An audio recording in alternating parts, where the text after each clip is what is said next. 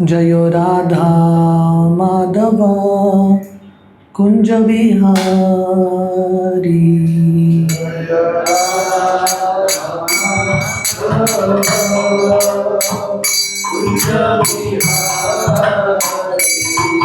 जय राधा माधव कुंज बिहारी।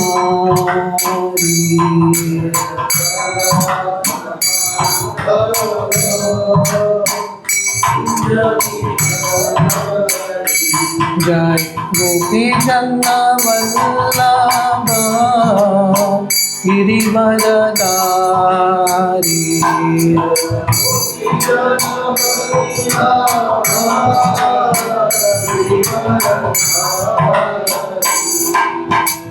यशोदानंदन व्रज जनरंजन।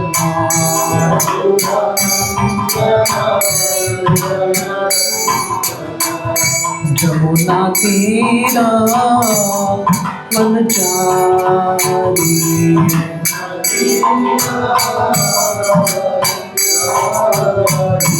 जमुना तीरा वनचारी।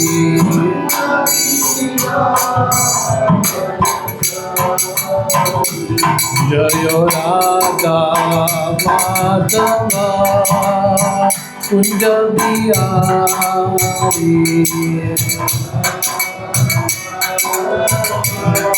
Everyone.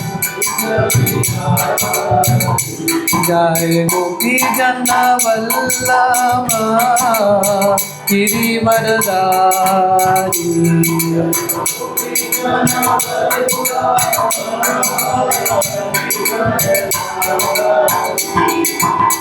यशोदानंदन व्रज जनरंजन।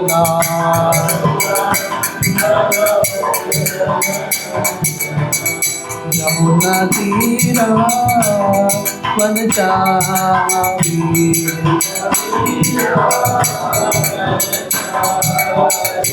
यमुना तीरा वनचारी।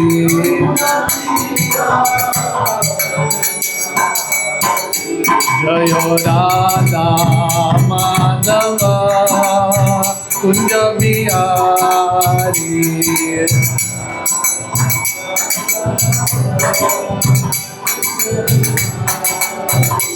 हरे कृष्णा कृष्णा कृष्णा हरे हरे, हरे Ram Ram Ram Hare Hare.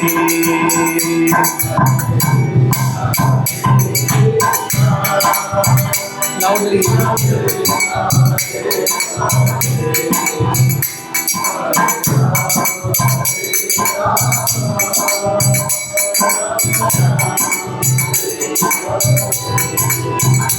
Hare Krishna, Krishna Krishna, Hare Hare, Hare Rama,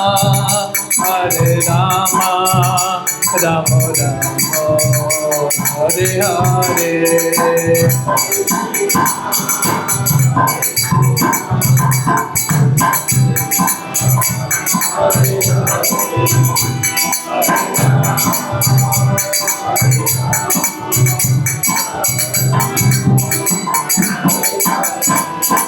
Hare Krishna,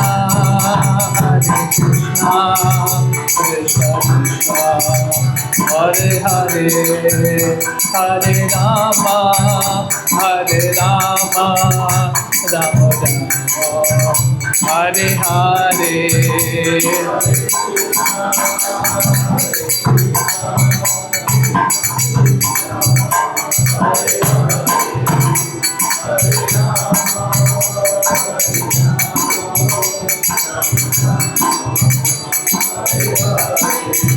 जय Radha Gopinath Radha Gopinath Radhe.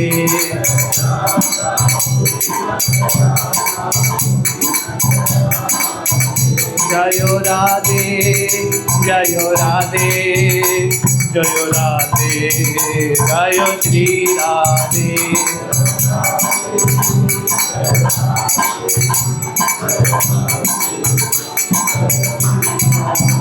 Jai Gauranitai, Gauranitai, Gauranitai, Jai Gauranitai.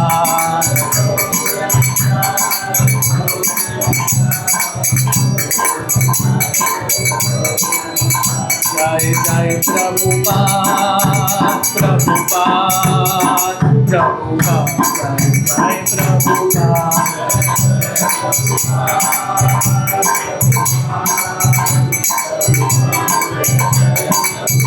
Nitai Gaur Hari Bol, Hari Bol, Hari Bol, Nitai Gaur Hari Bol.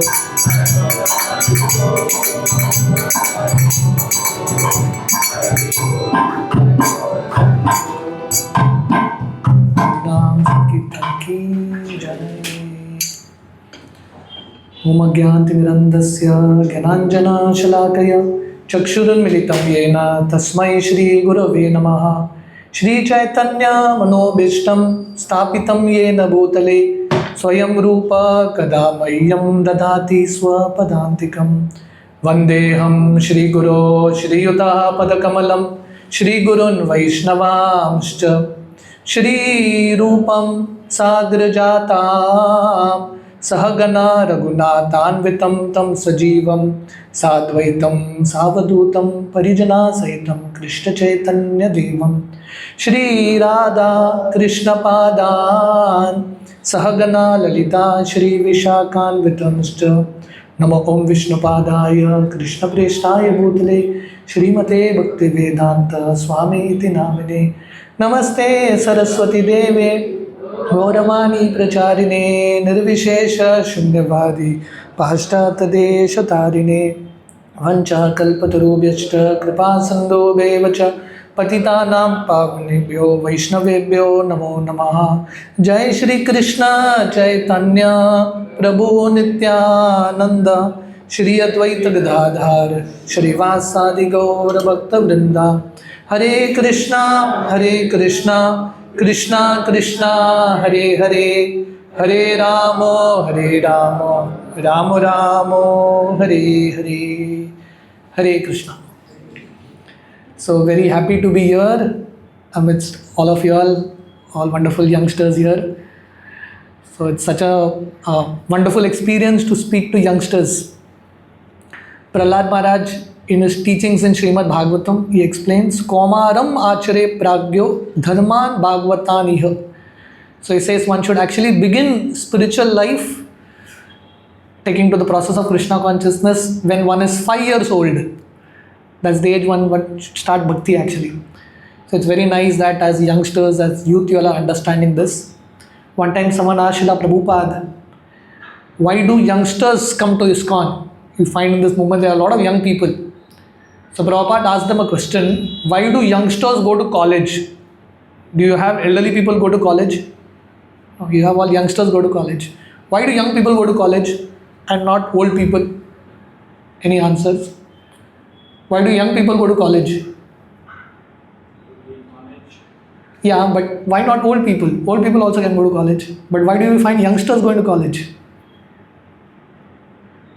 No? Because youth is an age of learning, isn't it? When you're young, you can learn. You can learn a lot of... It's not that old people can't learn, but youth is basically meant for education, learning. So similarly, spiritual life also, there is a lot of things to learn, right? And which is the best age to learn? When someone is young. So therefore, it's nice that as youngsters, all of you are taking interest in coming to these programs, coming to a monthly prerna. So today we are going to discuss a very important topic called overcoming distractions. How many of you all feel this is an important topic? Please raise your hand. So it's a very relevant topic in today's age. Probably 20, 30 years ago, distractions are still there, But the amount of distractions in today's society is unlimited. So there was one person who said very beautifully, what is today's time? Today's world is a world where there are unlimited weapons of mass distraction. You all have heard of weapons of destruction, like atomic bombs and all these bombs. More dangerous than that, is what? What is more dangerous than that? Weapons of mass distraction. Your mobile phone. This is my old phone. So what is a big distraction? Mobile. This is more dangerous than even nuclear weapons. Right? Because it can completely damage your spiritual life. It can destroy life altogether. It seems very harmless, but actually if you don't know how to use this technology properly, it can be very, very distracting. So there are a lot of addictions now, and a big addiction now is internet, mobile. It's become a big, big addiction. So look at this picture. So you can see this one guy in between. Here this one fellow is completely filled with all kind of social media, and there's one person here at the corner who's completely peaceful. So this picture in this corner, that picture in that corner, what is the ideal picture for all of us? Where do we want to go? Like this or like that? We want to be like that, peaceful. So if you want to be like that, what you can see there is Japmala and Bhagavad Gita. So if you practice spiritual life, we will come to that stage where we will actually experience peace. It is said there are different yugas, 4 yugas, right? We are in Kali Yuga now. Every yuga, there is a different process of meditation. Kritaya dhyayato vishnum tretayam yujato make dwapare paricharyayam kalo tad hari kirtanad. Right? In different yugas, there are different processes of meditation. In Kali Yuga, what is the process of meditation? Chanting Hare Krishna. Kalo tad hari kirtanad. But in today's time, when do people, and ultimately what is the aim of meditation? Samadhi, where you're completely lost, you get completely lost in a spiritual life, in the spiritual world. In today's world, people experience that kind of meditation, where? When they are in front of their phones. People can go in Samadhi right in front of their phones. They forget everything else. See this guy here, he's completely absorbed into that phone. You say na, merged into that phone, talleen ho gaya wo completely.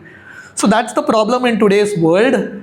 People have difficulty chanting because, these kind of addictions, WhatsApp, Facebook, people literally get into a kind of samadhi. This is called digital samadhi. What it is called? Digital samadhi. All of you all go in that samadhi or not? So we all have this distraction that is there. So how do we deal with it? So this is a very interesting statistics. What is the cost of distraction? Everything comes with a cost.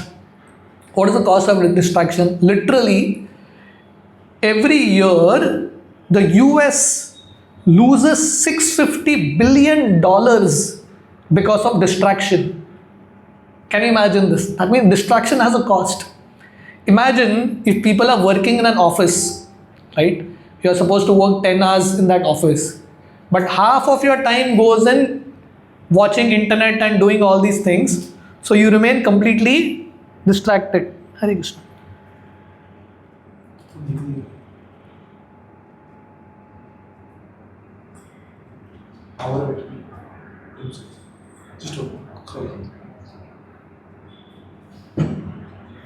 have to press the button. बंद हो गया पूरा. It's gone off.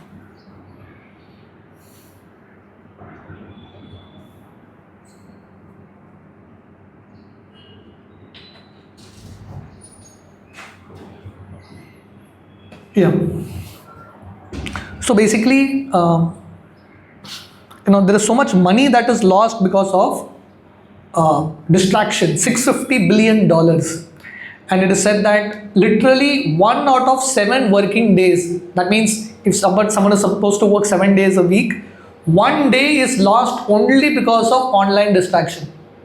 So can you imagine a country, a nation, there is so much money that is lost because of this distraction. So this distraction has a big cost. So there is a statistics behind this digital distraction which says that 70% of people who are working in the job literally remain distracted in the job. It's come? Yeah, it's come. Okay. So 70% of the people remain distracted while working. And most of this is between the age of 18 to 34.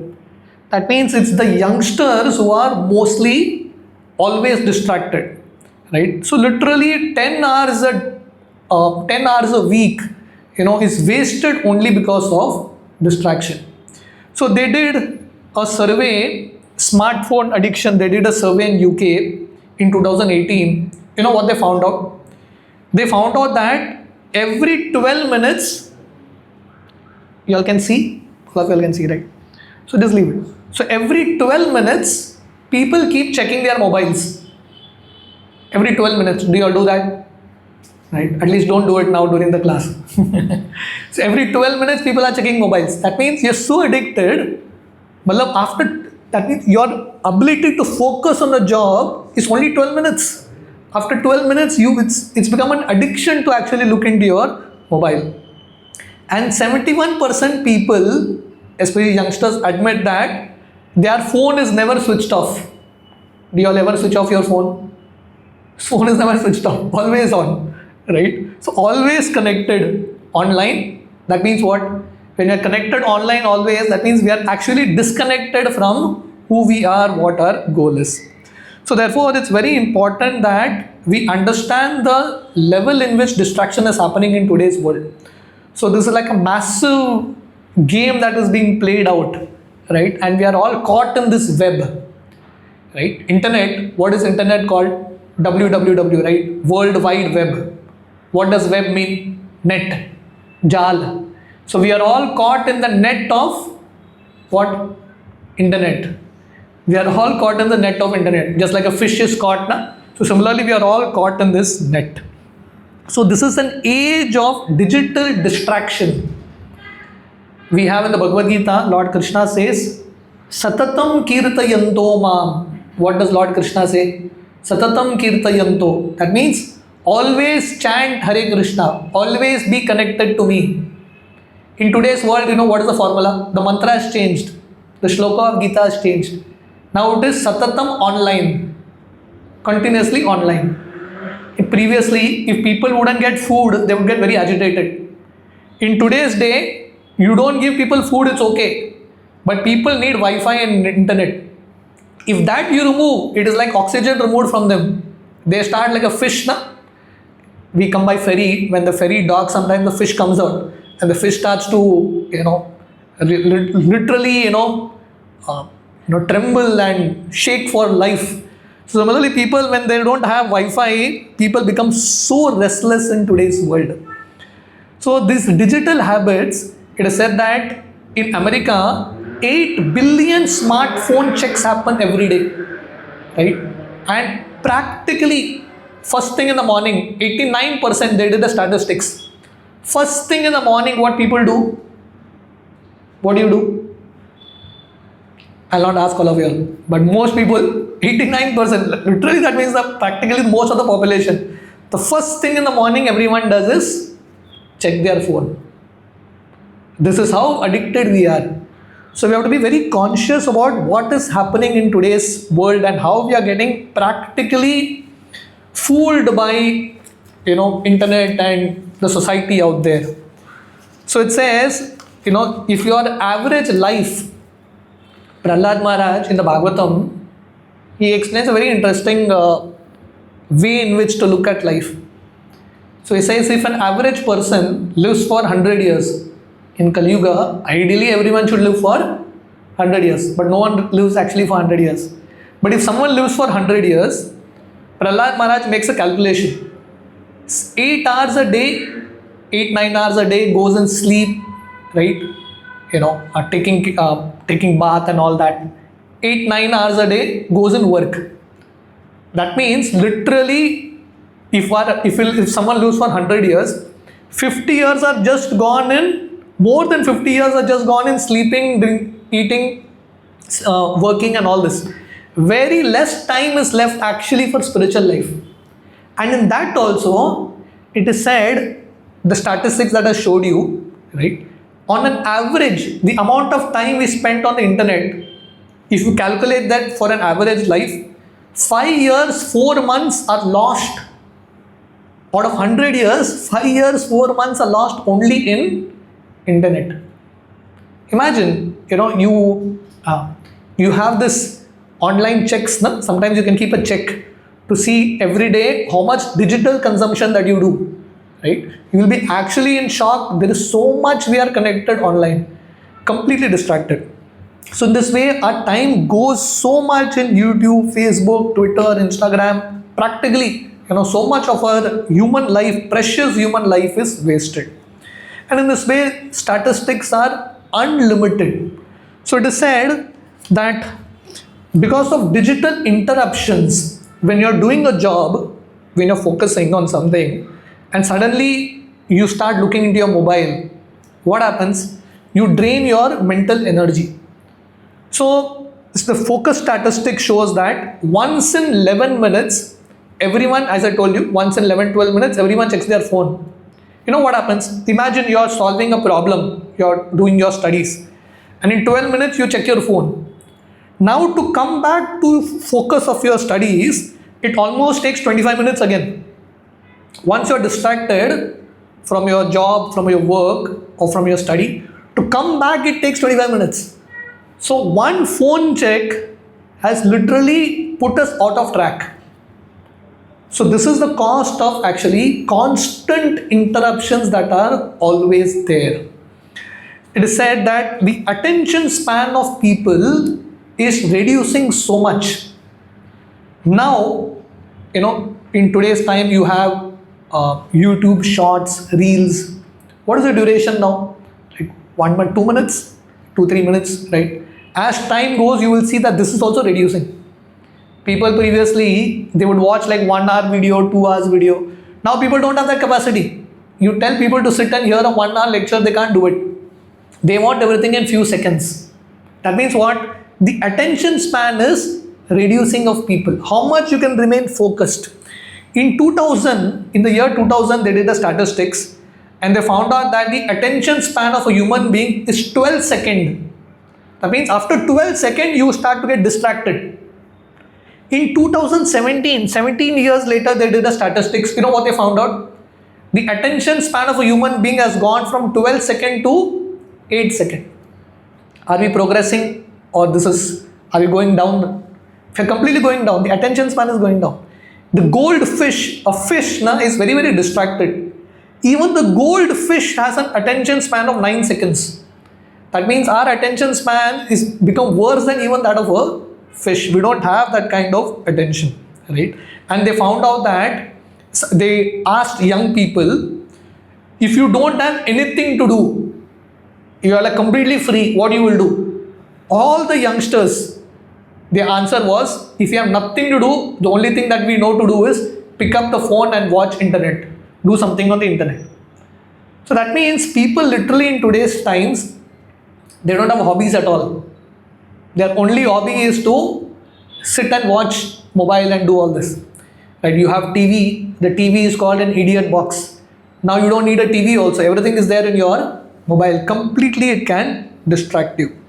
And in today's world, there is so much information overload.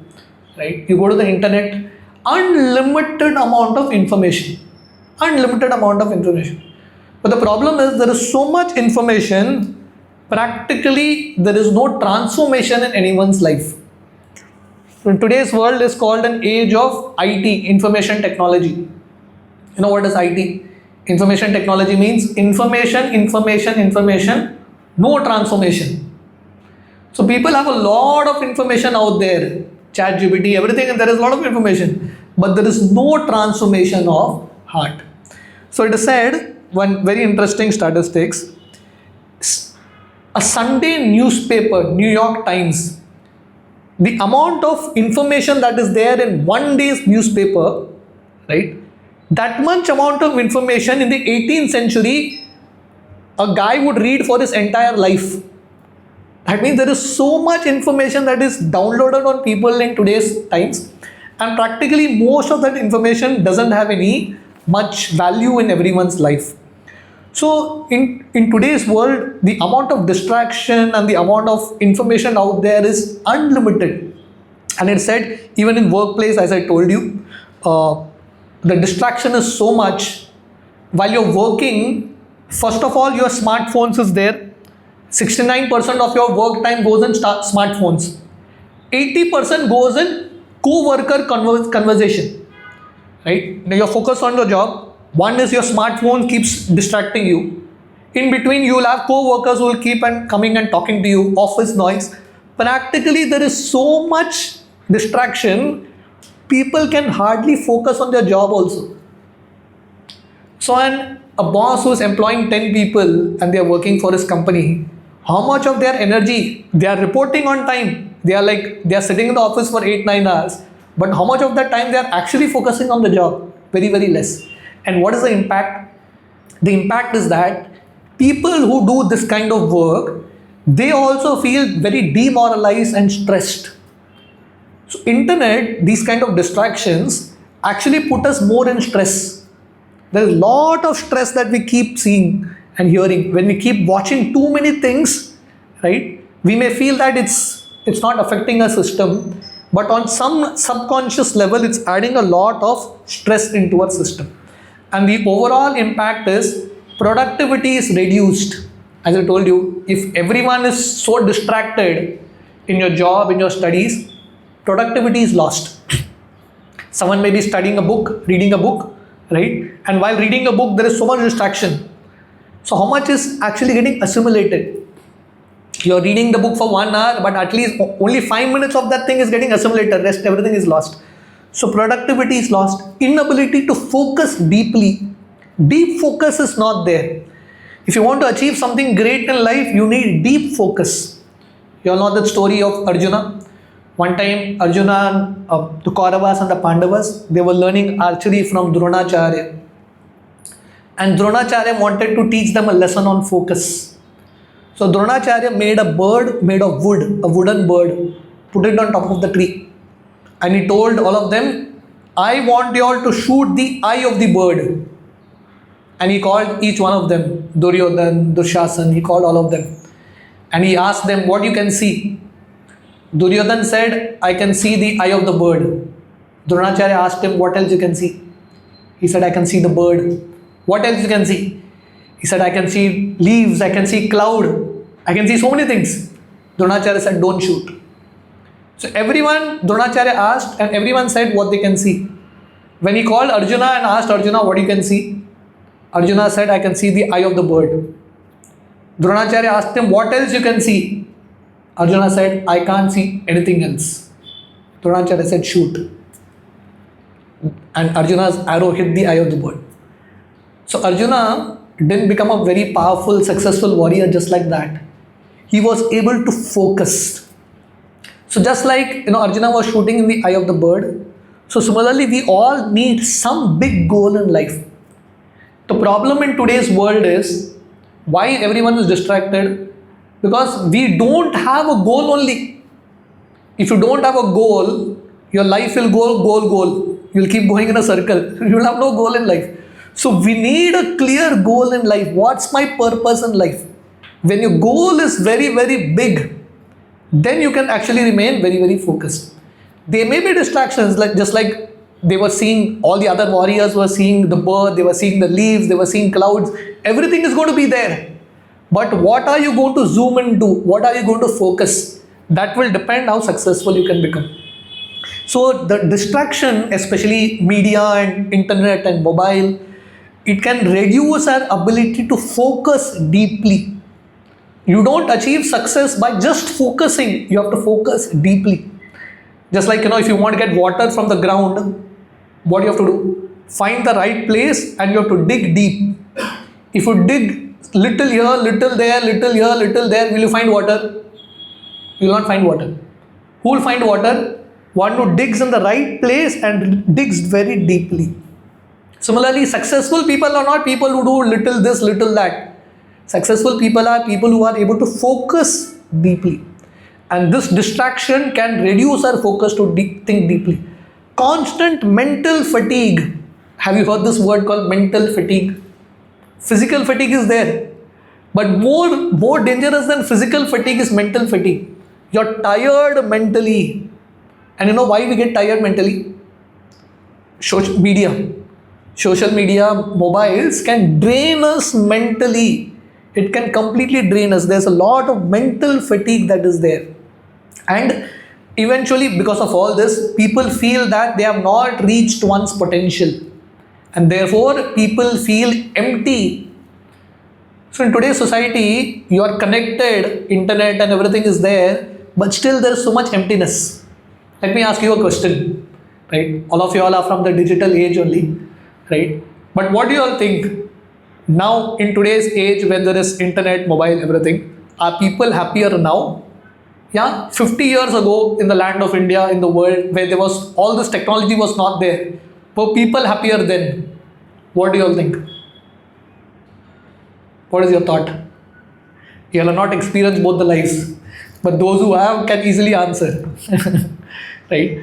I remember in our school days, in the college days, we didn't have mobile, we didn't have anything. But life was much more better. In today's times, a family sits together and everyone is in their own phone. Have you all seen that? Family of 4 people sitting together, everyone is in digital samadhi, absorbed in their own phone. There is no conversation only that is happening. No conversation. So, mobile, social media friends, they can give some titillation to the mind and senses, but they don't give any satisfaction to the heart. There is no satisfaction. Real satisfaction comes when there is real conversation, right? Not real conversation. Videos will not help us. We have to have real conversation. So therefore, people feel a lot of emptiness. So the solution, Lord Krishna has given us this human form of life, right? Nardeyam adhyam sulabham sudurlabham plavam sukalpam guru karnadhar. The scriptures explain this human form of life is like a boat.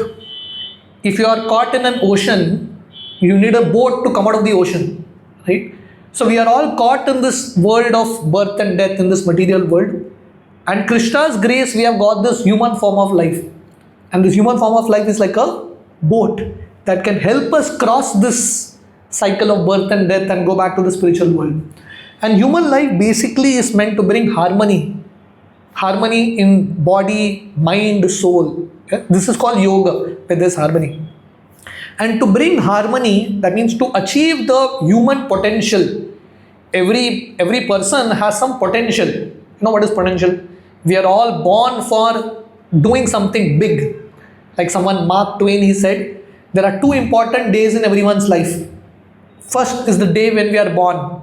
Everyone agrees to that, right? Birthday is important for everyone. But the second very important day is the day we realize why we are born. We are all born for some great potential. But the problem is, if you are not focused, we will not achieve true harmony and we will not achieve our potential. Therefore, as I told you in the beginning, Prahlad Maharaj explains, Komaram achare pragyo. The solution to distraction, you know what? What is the solution to distraction? It is connecting to our own soul. Right? Therefore, in order to connect to Krishna, or in order to achieve our great potential, it is also important that we disconnect from the world and connect to our inner world, connect to our Atma, connect to our Paramatma. Right? As I told you, in today's time, if you have free time, what will you do? Anyone who has free time, what they will do? They'll pick up the mobile and do something. But better is, when you have free time, sit alone peacefully. Read a book, read Gita, read Bhagavatam, chant Hare Krishna. You will feel much more spiritually nourished. You will feel much more spiritually nourished. So it's important that we disconnect from the world to actually experience that inner connection. So therefore, spirituality is not meant, this is a misconception that spirituality is only meant for old people. Spirituality is meant for youngsters. I remember many years ago, when I was like a young boy like all of you all, probably in my 10th standard, 11th standard, Radhanath Swami Maharaj had come to Goa, and I was asking Maharaj, why do we have to take to spiritual life when we are young? Maharaj gave me a beautiful answer. He said, when the bamboo becomes old, the bamboo becomes brown, you bend the bamboo, what will happen? It will break. So if you want to give shape to a bamboo, when you have to do it? When the bamboo is green, young, you can give shape to a bamboo, you can bend it, it will not break. So similarly, if you want to change your life, youth is the time to change. We can actually change or mold our life into something very, very wonderful. So spirituality is not for old people, it is for youngsters. As I told you, therefore we have youngsters who come to Krishna consciousness. Yeah, they should come because youth is a time of learning. Right? See, what is the definition of old age? If people say, when I become old, I will take to Krishna consciousness. What is the definition of old age? Old age means the proximity to death. How closer you are to death, that means you are already old. Do we know when that final moment is going to come? We really don't know. So therefore, the Kevalashtakam says, Nishwase nahi vishwasa kada rudo bhavishyati kirtaniya mato bahalyad harer nameva kevalam. When that final moment is going to come, we don't know when death is going to come. No guarantee. So therefore, kirtaniya mato bahalyad. When we are young only, we should actually take up to Krishna consciousness. Right? So when youngsters come in Krishna consciousness, parents become very, very scared when young people go. You go to any other temple, no problem. But when young boys come to ISKCON temple, parents become very scared. Chala jayega haath se. Right? He'll become a brahmachari. So one time, there was one young boy who joined our temple full time. He became a brahmachari. And the father came to fight with the temple president. How you have taken my son away? He's my only son, give him back. So the temple president told him, okay, you take your son back, you join the temple full time. The father said, let my son only be there. And he went away. So the point is, in Kali Yuga is such that parents, they don't mind the children doing all other nonsense, but they don't want them to take up to Krishna consciousness. But the point is, if youngsters don't take up to Krishna consciousness, what happens? See the statistics today. 371 young boys, young children commit death. They get into suicide, the act of suicide practically every day in India. Why? Why is this? It's not because there is lack of education. It's not that because there is lack of technology. All this is there in the land of India.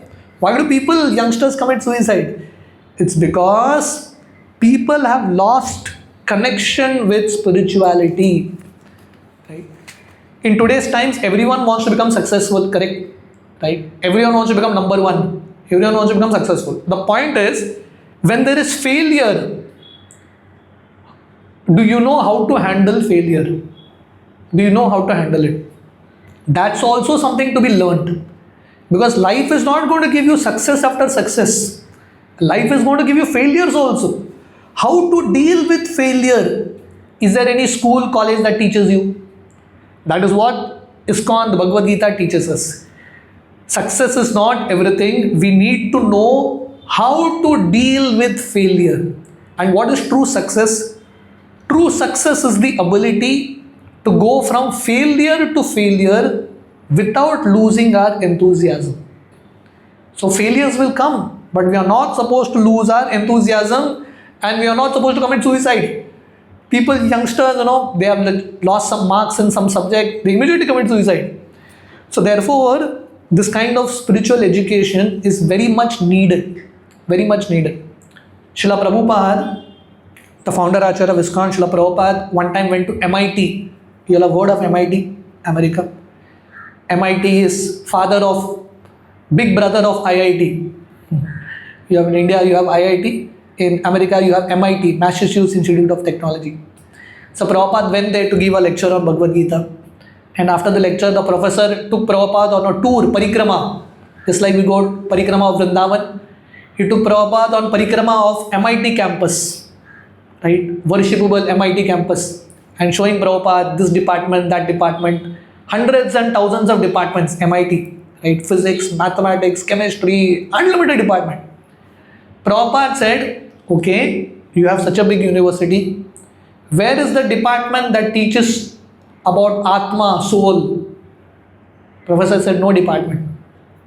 Prabhupada said, just see, you have MIT, but Prabhupada said, there is no Almighty in MIT. There is no God here. Is there any department that teaches about God? No department. So Prabhupada said, what is the point in having such a big MIT? So the point is, just material education is not enough. We need spiritual education that gives us hope in life. In today's world, what people need most desperately is hope. You know what is hope? Asha. The reason to live. People have become hopeless. You go to a medical shop, they distribute medicine. You go to a restaurant, food is distributed. In a juice bar, juice is distributed. In a temple, when you come to a satsang like this place doesn't look like a temple, but it's a functional temple. When you come to a program like this, you get hope. And hope transforms life. And this transformation should begin when we are young. Right? One time, one of our devotees, he was distributing Bhagavad Gita in the local trains in Bombay. Our devotees go around distributing Bhagavad Gitas. So he was distributing Bhagavad Gita in a local train, and Bombay local trains are very, very, get very compact, too many people there, overcrowded. So it was so overcrowded, this devotee had a bag on both shoulders with Bhagavad Gita, but he was holding his hands like this, and people all around him. There was one guy who came to him and asked him, do you have Gita? He said, yes. So this fellow said, I want Gita. So this devotee said, I can't remove the Gita, you only take it. So this fellow put hand in that devotee's bag, took Gita. He asked him, how much money? He said, 70 rupees. So he gave 100 rupees. So this devotee said, I can't do anything with my hand. My hand is on top. You only put 100 rupees and take 30 rupees from my pocket. So he put 100 rupees, took 30 and went away. And this devotee realized, he is coming to distribute book, but here this guy came and took the book and went on his own. So that's the time he realized that people are looking for this knowledge. People are looking for this knowledge, right? And so therefore it's our duty that we understand this knowledge very, very properly. Why spiritual education matters? You see, the scale of challenge, today's population of students in India, 27 crore school students are there in India today. 15 lakh schools and colleges. 3 crore college and university students. So almost like a 30 crore students. And at the same time, you have massive addiction problem among youngsters.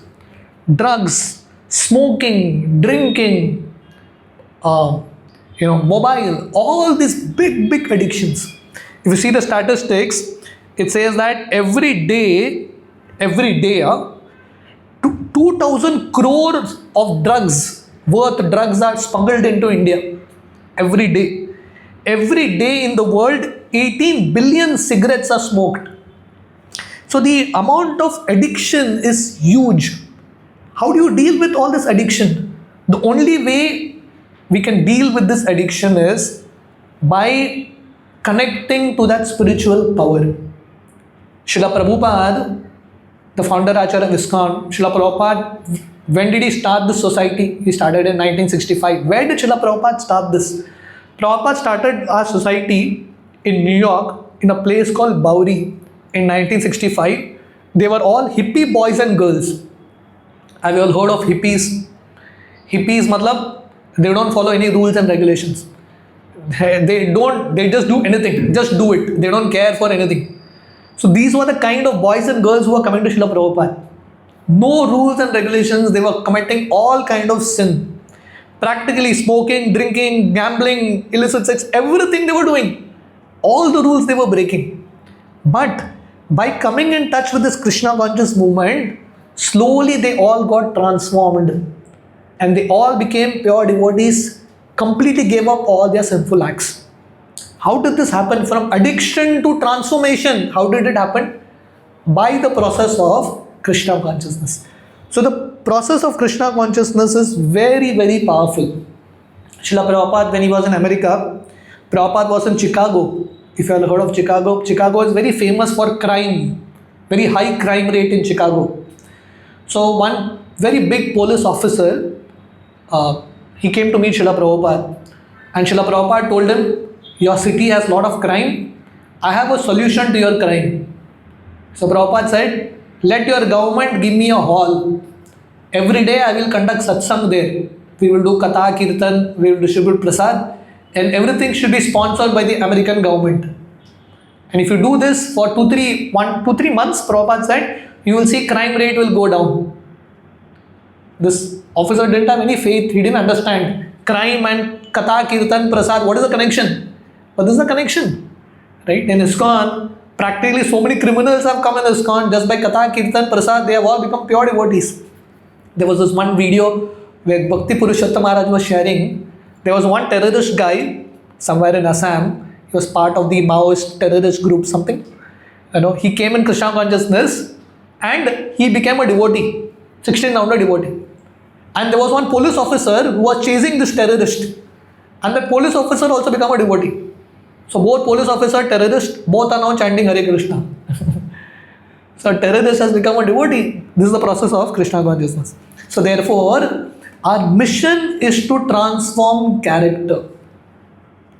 If you read Bhagavad Gita, Lord Krishna speaks about education in many, many places. Knowledge, education. Lord Krishna never says one who has PhD, one who has masters, one who has done his masters from America, London, King's University and all this, such a person is an educated person. No, Srila, what does Lord Krishna say? Anyone who has character is educated. Vidya Vinaya Sampanne Brahmane Gaviyastini Shuni Chaiva Shopakecha Pandita Samadarshina. So the point is, spiritual life is meant for us to develop character. When there is character, when there is values, we are able to stay focused. We have a goal in life. We can stay away from distractions. So developing that character is what Krishna consciousness is actually meant for. And this character, the foundation, can come when one is young. This is where the actual foundation is laid. Just like for a building to stand strong, the foundation has to be deep. So similarly, for us to become very successful in the long run, the foundation has to be deep. And the deep foundation is actually based on character. We have all heard of Abdul Kalam. You all have heard of Abdul Kalam ji? Very respected person. Now also, even after he's gone, no longer there, people respect him so much. Abdul Kalam ji's formative years, he used to study Bhagavad Gita. He was from Rameshwaram, he would study Bhagavad Gita. Great respect for spirituality.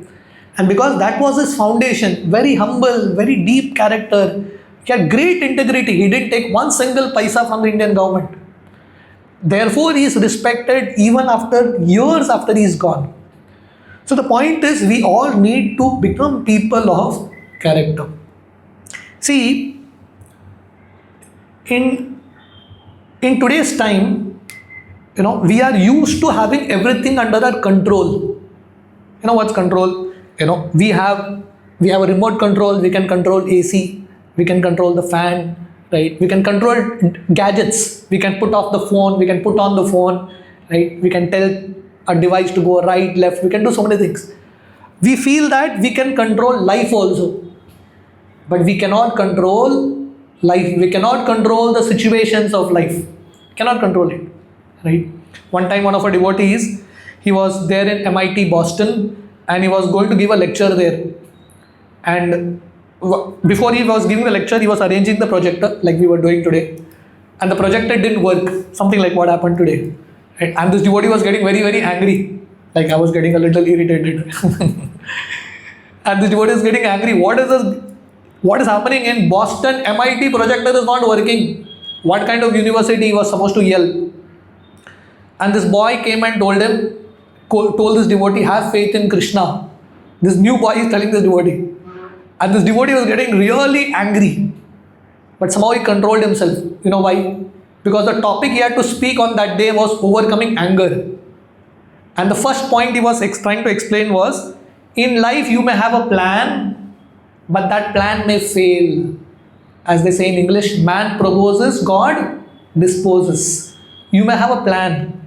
When that plan fails, when you realize that you're not in control, are you equipped to handle uncertainty?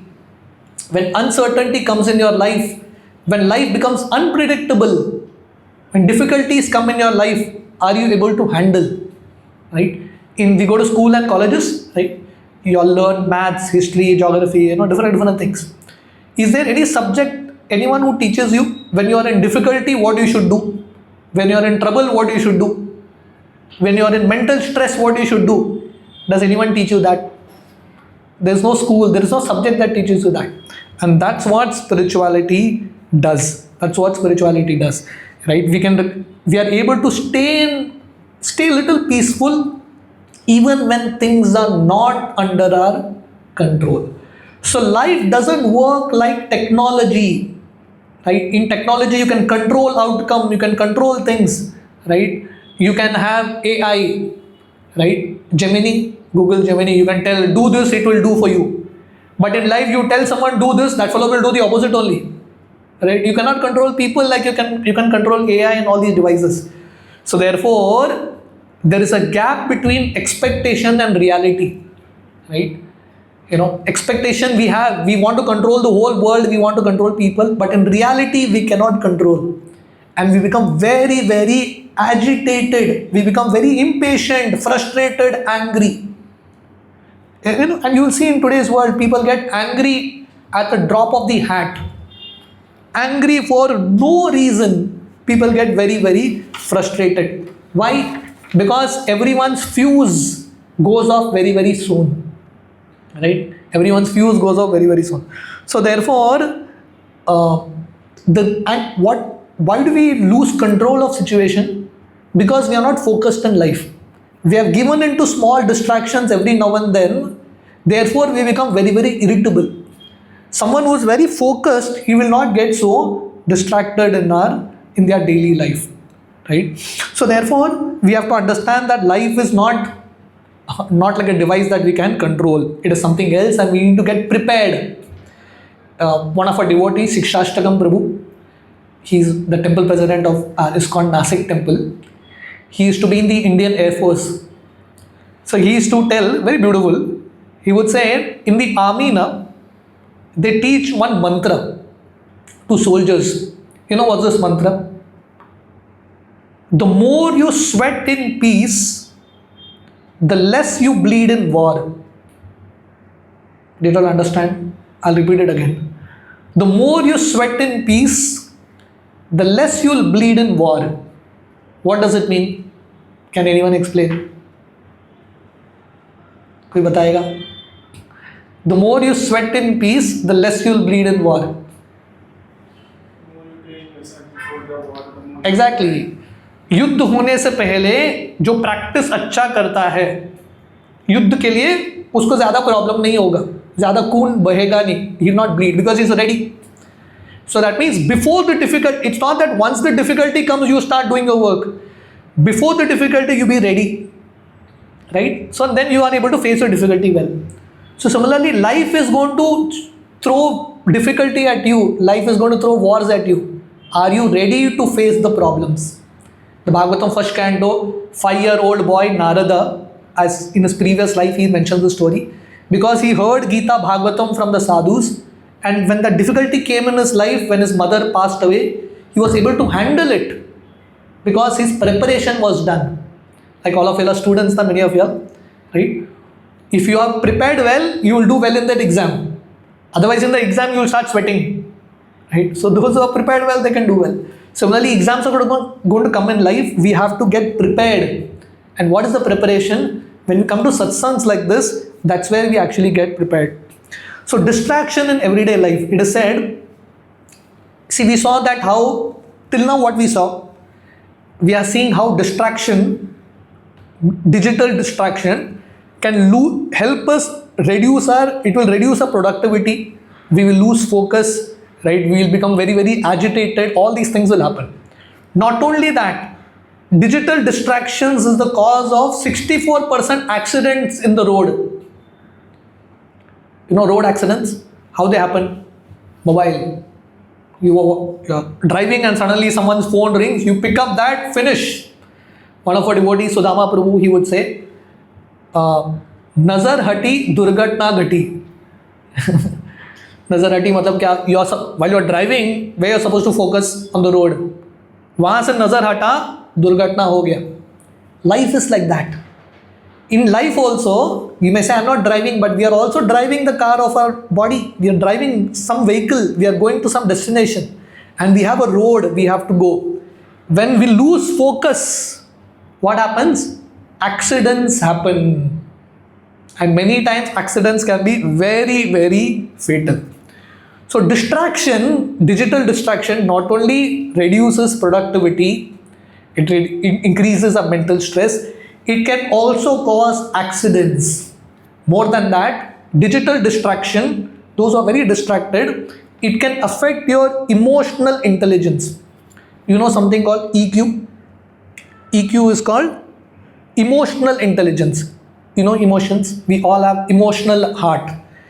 That also has to be very strong. Something very interesting, all of you all are students who are aiming for a good career, a good job. In today's corporate world, they don't only look at IQ. They don't look at how intelligent you are. 90% of the corporate, the top performers, are those who have high IQ. High EQ. That means their emotional quotient is very high. Why do you need emotional quotient? Because those whose emotions are very strong, those have good control of the emotions, they are better leaders. Their teamwork is better. They can communicate better with people. And they have empathy. That means when people are suffering, when people have trouble, they can feel for the suffering of others. And you know what digital media does? It reduces our EQ. It reduces our emotions. You know how? Because people are always self-absorbed. When you're continuously in front of your mobile, the only thing you can think of is yourself. You can't think about anyone else suffering. You don't feel for the emotions of others. You don't feel for the suffering of others. And therefore, you become very, very alone. In today's world, you may have a lot of social media friends, but you may not have one friend. When you're in trouble, you can talk your heart out. Right? And when you're in trouble, you can actually call him and ask for help. People don't have that. So therefore, social media and the digital distraction is so much that it not only reduces our productivity in office and studies, it reduces our EQ also, and it increases the scope of accidents and all this. See, youth is a time when habits are being formed. Why we are speaking about overcoming distraction here? Because youth is a habit forming age. Right? What you do now, practically those habits will remain lifelong. Like you have cement, people who do cement work, they put RCC, cement slab. You put one hand on it, किसी ने हाथ रख दिया, ये cement अभी slab लगाया है cement का, कोई उस पर चल के गया, क्या होगा? परमानेंट चाप लग जाएगा. Understanding? It becomes permanent there. So similarly, youth is a time when habits are being formed. If you form wrong habits, if you get overly digitally distracted now, then what happens? Our future is destroyed. Today is also destroyed, the future is also destroyed. So today's habits influence tomorrow's success. So therefore, it's very important that in today's time we actually remain very, very focused, right? So I explained about EQ, something very interesting, that digital distraction reduces IQ also, intelligence. So therefore, TV, what is TV called? What is TV called? थोड़ा जोर से बोलना. हाँ? Idiot box. You don't call it an intelligent box.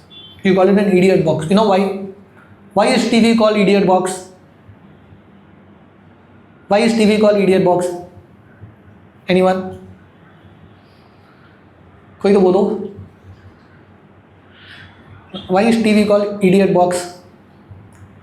Because by watching TV, we become an idiot. We become a fool. Understanding? That means intelligent people will not watch TV.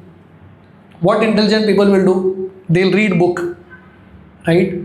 They'll do something that is uplifting.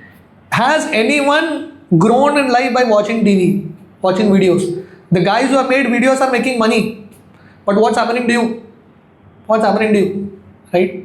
Nothing is happening to you. What progress you are making? Right? You could have done so much other progress in that time. Right? What progress? By watching one movie, what progress you are doing? So by digital distraction reduces our IQ. These are real statistics. So it says that IQ is reduced by 10 points because of digital distraction. Only because you are digitally distracted, your intelligence becomes less. People are not able to remember. Previously, 20 years, even 20 years ago, 15, 20 years ago, people would remember 10 mobile numbers, at least what 10 mobile numbers, they would remember at least 30, 40 mobile numbers. In today's time, do you remember any mobile number? Do you know your mobile number? Many people don't know that also. What is the mobile number of father, mother? You don't even know your mobile number. To know your mobile number, you have to tell your friend, please give me a missed call. Then only I'll know. So our intelligence is reduced so much. So it is said that, when intelligence gets reduced by this many points, when someone has drugs, marijuana drug, even when someone has drugs, the intelligence gets reduced only by 5 points. This mobile is such a drug, 10 points intelligence is reduced. And another problem with digital distraction is sleep deprivation, sleep disorder. Sleep gets completely disturbed. In Japan, 92% of the youth have sleep problems. And you know what they tell? If you go to an office in Japan, they will tell you, sleep in the night and come properly, we will give you incentive in the job. That means even to sleep well, companies are ready to pay you. Because they know that if this guy doesn't sleep in the night, he will come and sleep here. He'll remain distracted here. So that's the nature of distraction. So, this digital distraction is practically influencing all levels. We have seen, right? We have seen how productivity is reduced, how sleep is reduced, EQ is reduced, IQ is reduced. Now listen to this. Digital distraction reduces our happiness also. Distraction reduces our happiness. You know how? Because when someone is constantly alert, when you're like digital distraction, you're constantly alert, always watching mobile, always doing things. When you're alert, there are two hormones called adrenaline and cortisol. These hormones are secreted in our body.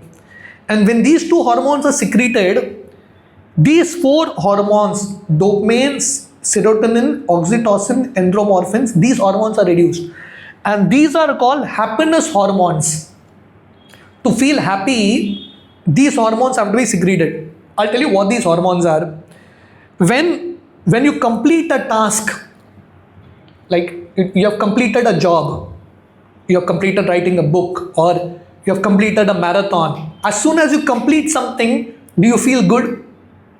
You feel like I've achieved something. That's because there is this hormone called dopamine.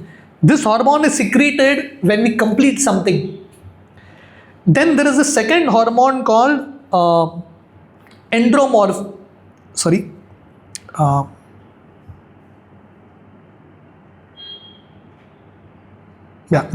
The second hormone is endorphin. The last one here. Endorphin is secreted when we deal with pain. Like when you're, like someone is pushing himself, like athletes, they do workouts, they run every day. There is some amount of physical training, pain that is there. But when you endure that pain for a bigger cause, then this hormone is secreted, endorphin. Then serotonin, this is secreted when you do something good for others. Have you ever tried this? Like when you help others in something, do you feel good or not? You feel good because this hormone serotonin is secreted. And the fourth hormone, oxytocin, is secreted, happiness hormone, when you connect with others. Have you ever experienced, like, any time you have had like a good conversation with someone, you have opened your heart and spoken to someone, do you feel good about it? You feel good, you are socially connecting. So these four hormones, dopamine, serotonin, oxytocin, endorphin, these are called happiness hormones. And you know the problem, when you are distracted digitally, all these four hormones go less. That means your happiness hormones are reduced. How? Because when one is very distracted, you are not able to complete your task. And because you are not able to complete your task, you don't experience that dopamine effect. You don't experience that hormone of completion. When you are digitally distracted, you are not able to push yourself. You give up very soon. And you lose on the next hormone, serotonin. And then when you are digitally distracted, you become so self-absorbed, you are not able to help others. You are only thinking about yourself. You are not able to help others in their suffering. And the next hormone, this hormone was basically oxytocin, no, serotonin. That hormone becomes less. And then because you are not able to connect to others, you become like a social wreck. You know what's a social wreck? That means you are on your own, you are not able to communicate and talk to anyone. So all these four happiness hormones are also reduced. So distraction has a big impact. Big impact, right? It reduces practically everything in our life. It reduces our IQ, it reduces EQ, it reduces happiness, it increases stress. People get into bad habits because of distraction. All bad habits come because of distraction. So this has like a real big impact on all our lives. So we are dealing with a major issue. It's a practical, all-pervading disease, distraction. So we have been explaining to you this problem with all different angles so that you can understand how serious this is. And what is the root cause of all this distraction? Lord Krishna explains in the Bhagavad Gita, it is the mind that is the cause of all distraction. Mind, right? So we saw digitally being distracted can reduce our peace, productivity, sleep, happiness, relationships, everything. The effects are very lethal. And the root cause, the Gita explains, is the uncontrolled mind. Uncontrolled mind. So the mind, Lord Krishna tells in the Bhagavad Gita, Jitatmana prashantasya paramatmana samahita. Lord Krishna says, if you have conquered the mind, you have already achieved God. And for one who has not conquered the mind, what to speak of God? You can't achieve anything in this world. And Lord Krishna also tells in the Bhagavad Gita that mind can be our best friend or our worst enemy. Manduratma manastasya. Lord Krishna says the mind can be our friend or the mind can also be our enemy. It depends on, if we control the mind is our friend. If we don't control the mind is our enemy. So internet, we have been speaking so much about distraction, internet, technology. Is technology good or bad? What do you all think? Is technology good or bad? Good or bad? Bad. Yes. So it depends on, if we use technology, if we are able to control technology, technology is good. If technology controls you, technology is very bad. So technology, internet, all these social media, it's a good servant but a bad master. As soon as it takes over, it can be very difficult. So Arjuna was there on the battlefield of Kurukshetra. All of you all know the setting of Bhagavad Gita. Arjuna was ready to fight. He had all the weapons, all skills, everything. But then Arjuna tells Lord Krishna, please take the chariot between both the armies. And as soon as Lord Krishna takes Arjuna's chariot in front of Bhishma and Drona, Arjuna becomes very confused. Emotions take over. And Arjuna loses track of his duty and he tells Krishna, Na yotseti Govinda. My dear Krishna, I will not fight. Similarly, we all have our own battlefields. We all have our own struggle to deal with, right? And like Arjuna got distracted from his goal looking at Bhishma and Drona, right? For us, Bhishma and Drona is YouTube, internet. That's what you can say, right? So we become distracted from our goal when we look at all this too much of technology, internet, social media. We lose track of our goal and we become confused. Emotions overpower us. Therefore, Gita tells us if you want to gain your control back, you have to understand what matters most. Like if you're in a company, if you're working in a company, like a company is not going great, the company will have a meeting. And in that meeting, you know what they will discuss? They will discuss their purpose. Every company is formed for some purpose. There is a vision statement of a company. When you look at that vision statement, then you can bring back your focus. Similarly, in our life, what is our vision statement? Do we have a vision statement? Do we have a goal? If you don't have a goal in life, you're going to get lost. There's a saying in English, what are obstacles? Obstacles are those things that you see when you lose track of your goal. So when you lose your goal, track of your goal, what you see in front of you is obstacles. So having focus of our goals is very, very important. That's what Gita does. This is the first thing Gita tells us, is to keep focused on the goal. And the second thing that Gita teaches us is the power of association and environment. Right? See, we all are influenced by the association. Correct? If we keep watching too much internet, too much Hollywood and all these things, we'll get influenced. So we are all products of association, right? So therefore, it's very important that we are there in the right association. So scriptures explain, sadhu sangha, sarva shastra kahe, lavamatra sadhu sangha, sarva siddhi hai. So the scriptures explain association of devotees. When we are in the right environment, right association, we slowly get shaped. In the Ramayana, I always give this example. In the Ramayana, you have the story of two brothers, Vali and Sugriv. You all have heard of them, right? Vali and Sugriv.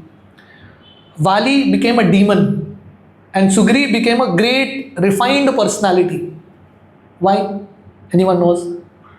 Both are brothers, no, born from the same parents. Why did Vali become a demon and one guy became a devotee? How come? Yes? Any thoughts? Do you all know anything about Ramayana? Anyone knows the answer? Who? Yes. Who was Vali's best friend? Ravan. Right? And who was Sugriv's best friend? Hanumanji. Right? Who was our best friend? Is Ravan matlab mobile. Ravan had 10 heads, no? Similarly, mobile has too many apps, right? So who is our best friend? Is our mobile our best friend? Is Krishna, our devotee, is our best friend? When we are in trouble, do we take guidance from Krishna like Arjuna took? Or do we take guidance from Shakuni like Duryodhan took? Whose guidance we are going to take? So that is the meaning of association, right? Whether we want to become like Vali or we want to become like Sugriv. We want to become like Ravan or we want to become like Vibhishan. These are the choices we have. So therefore, we have to create the right choices for us. This is called choice architecture. Like when you make your room, you have like the right furnitures, na? You choose your architecture. Similarly, when we are making our life, we need to design our life in such a way that we have the right people in our life, the right environment, right? And how do we do that? There are 4 steps that we need to do. This is something that's very important. I'm coming to something really practical for all of you all. 4 steps to transform distraction to dedicated action. What you have to do? The first step is called simplify your environment. I'll give you an example. If you are like in Kartik month, like if you are doing 1 month fasting, you have decided 1 month I will not eat sweet. What you have decided? 1 month I will not eat sweet. And in your room, there are 10 sweet box. Do you think you'll be able to follow the rule, follow 1 month fasting from sweet? What do you think? No. I mean, the first rule is, if you want to follow something, don't keep that distraction near you. Understood? If you want to stay away from sweet and sweet is there always in front of you, you will eat it one day or the other. The first rule is simplify your environment, eliminate distractions from your life. Eliminate distractions from your life. Wrong people, wrong things, wrong devices. Try to eliminate distraction. Is it possible? We should try. Second is seek regular feedback. That means have a group of devotees, friends who can tell you that you're getting distracted. You're going away, you're going astray, please come back. Some feedback has to be there. Otherwise we will get completely lost. And at the end we will realize we are lost. Some feedback system. Third is create a supportive environment. That means one is to stay away from wrong distractions. This third point is keep Bhagavad Gita with you. Keep mobile away from you as much as possible. Keep Bhagavad Gita next to you. Keep Japmala next to you. Keep devotees association next to you. Something that will create right environment for you. And the fourth very important step I want to discuss with you all, invest in your strength. See, we all have some positive strength in life. We have or no? Everyone has some positive strength. But the problem is, we are not able to focus on that strength because we're continuously distracted. So we have to develop our skill. We have to find out what I really want to do in life.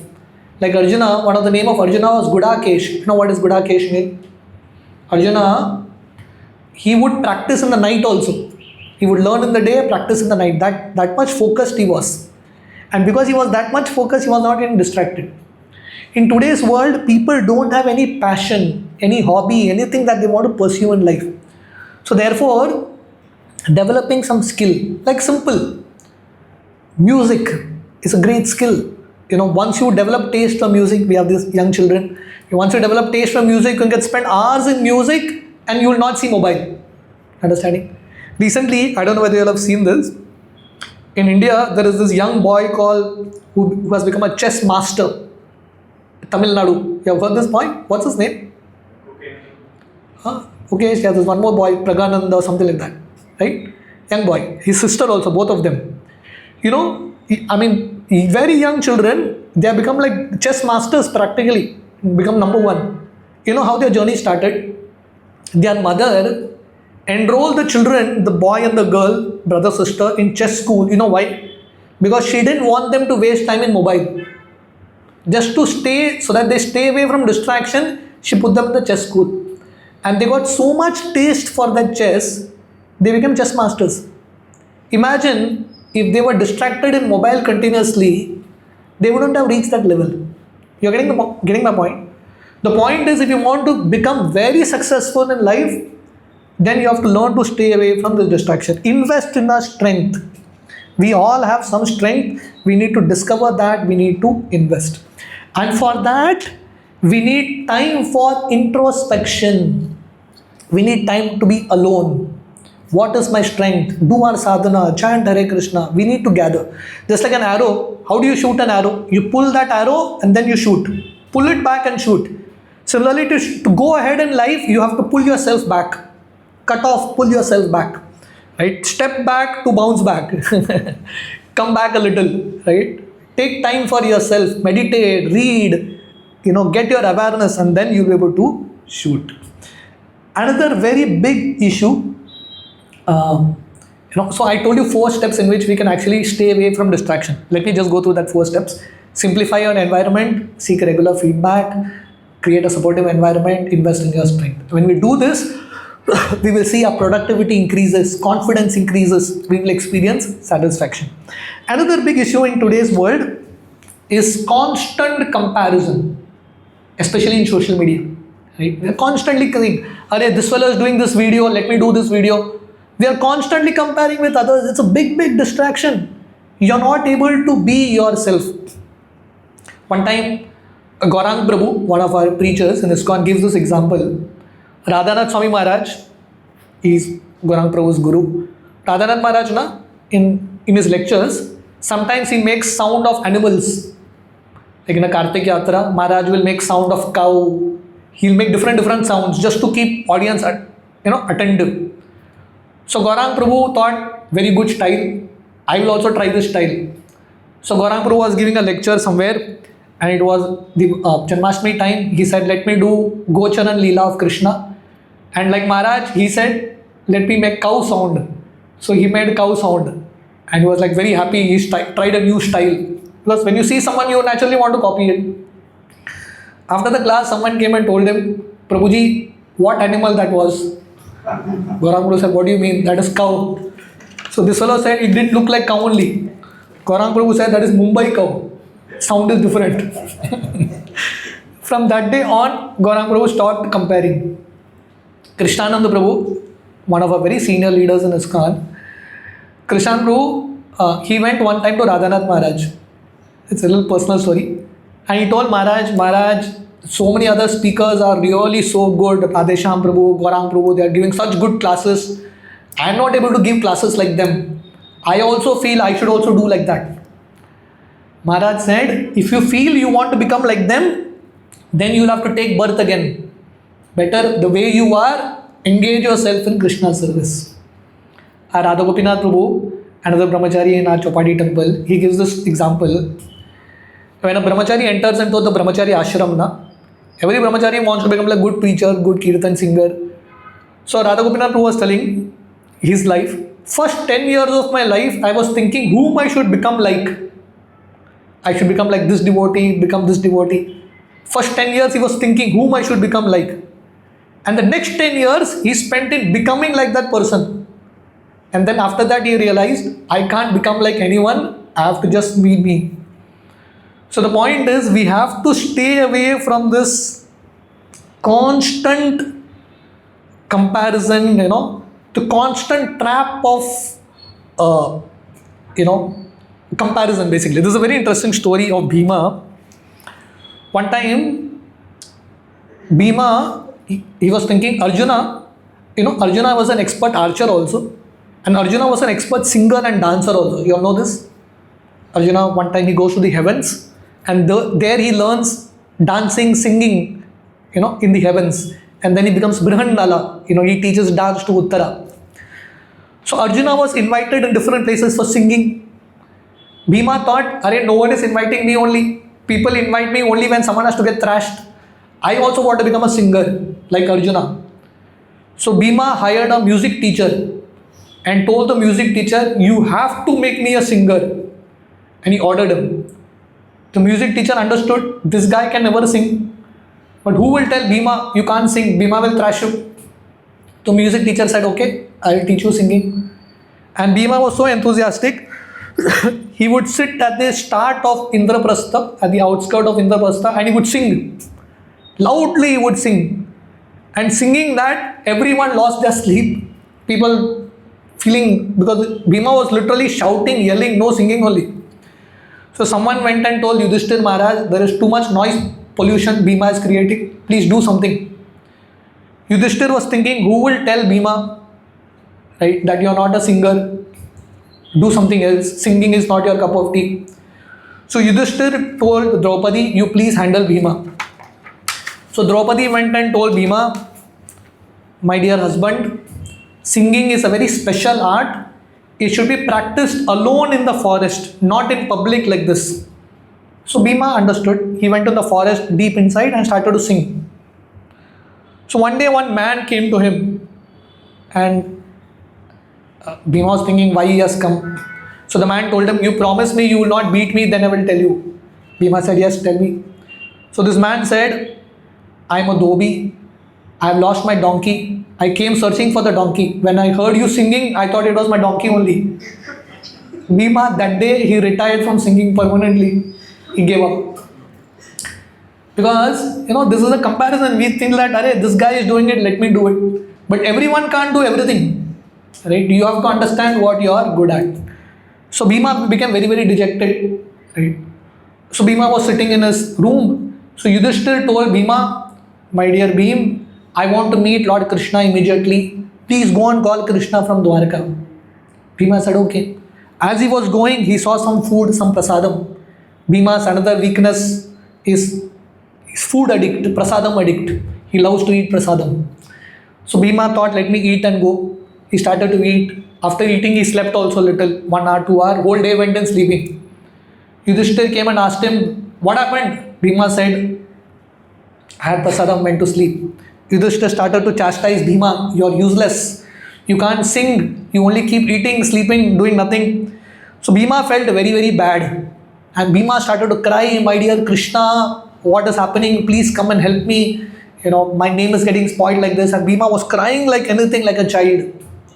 And suddenly Krishna came there. And when Krishna actually came there, Bhima was astonished to see Krishna. And Lord Krishna told Bhima, you are trying all different kinds of musical tunes, that didn't impress me. But your humility and your crying for me actually impressed me and I came here. So the point is, we need to become aware of what our strength and what our weakness is. And we have to become humble in life. We have to develop humility in life. And all these qualities, awareness of our strength, weakness, humility, connecting to Krishna. Ultimately, we are not here to impress people in this world. We are here to impress Krishna, win the heart of Krishna. And Krishna doesn't need our skills and so many things. Krishna needs a genuine heart. Right? And for all of this, we need to remove time to connect to Krishna through some meaningful devotional service. That's the whole idea, right? So, in this world, we work in the cycle of action, impression, thought. We do an action, that action creates an impression, it creates a thought, and then creates further action. And in this way, we are caught in this world. So, if we want to break this negative cycle, we have to start something positive. That means what? We have to replace negative action with positive action, negative thought with positive thought. Like all of you all have come here, right? You all have taken an action. Today, Sunday evening, you all have done so many things. You all have taken an action to come here, right? You all have taken a decision to come here. And these decisions, if you keep taking like this to remain connected with Krishna through spirituality, slowly you will see, you will be able to rise above distractions. Right? You have to rise above the distractions. And that's the purpose of life. Lord Krishna ultimately in the Bhagavad Gita, he says, what is the ultimate success? Manmana bhava madbhakto madhyajima namaskuru. We have to cut all distractions and focus on Krishna. That is the purpose of life. Kunti Maharani, in our prayer, we are speaking about Bhima, Arjuna, Yudhishthir. Who is the mother of all of them? Kunti. Kunti in her prayer, she explains a very beautiful prayer. You all can try to repeat this shloka after me. Here attentively, you all can try to repeat. Tvai me ananya vishaya matir madhupate sakrit Rattim udvaha tad adha Gange vogam pudanvati. Mother Kunti gives the example of Ganga. You know Ganga? Ganga originates from Gomukh in the Himalayas, Gangotri. And Ganga goes all around India, practically most of India, like a garland Ganga is, and she reaches Ganga Sagar. Right? She meets the ocean. And on the way, the path of Ganga is not easy. There are so many obstacles, so many hurdles that come. Big mountains and so many boulders. But Ganga overcomes everything and she reaches the ocean. Similarly, Kunti Maharani is praying to Krishna, my dear Krishna, let my mind get completely attracted to you. And when my mind is completely attracted to you, distractions will not bother me. Understanding? So that means how do we overcome distractions? The topic for today is what? Overcoming distraction. You know how we can overcome distraction? By developing attraction to Krishna. To overcome distraction, you need attraction. Right? Distractions are very attractive. We have to have an attraction greater than the distraction. And that attraction is Krishna. When we are attracted to the pastimes of Krishna, to hearing about Krishna, to reading Gita, to reading Bhagavatam, serving Krishna, chanting Krishna, doing kirtan for Krishna, when you are attracted to all these things, positive spiritual attractions, all distractions will fall apart. And then finally, we can reach that stage where we can actually be completely Krishna conscious, free from all distractions. There will be a lot of distractions, but then you are not bothered. You are on a different level. So these are some of the thoughts I had for today. So basically we saw how this distraction is an all-pervading disease. It affects us on all levels. It reduces our IQ, EQ, increases accidents, reduces the productivity, reduces happiness. We saw all the statistics, right? And we saw the only way we can overcome it is by staying in association of devotees, by developing some positive attitude. I showed you those 4 steps also. So finally, our final message is we need to overcome all our inner distractions, lust, anger, and focus on a bigger goal. So these are the final takeaway, overall takeaway. Instead of being controlled by the mind, we have to learn to control the mind. And how do we do that? By positive association of devotees, focusing on a strength and purpose. What is your strength in life and what is your purpose in life?